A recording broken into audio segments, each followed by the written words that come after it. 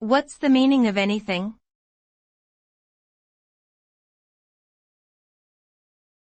Anything.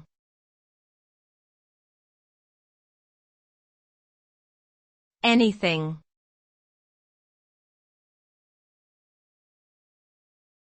Anything.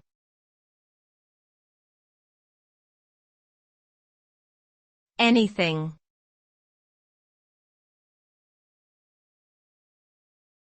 Anything.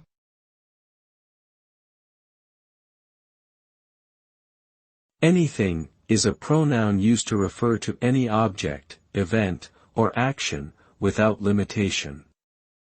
It suggests an absence of restriction, condition, or specification.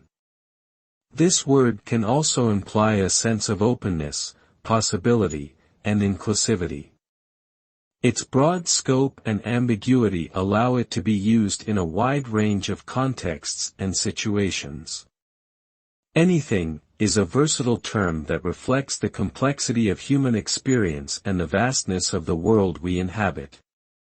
Overall, its meaning is characterized by its lack of boundaries and its potential for infinite interpretation.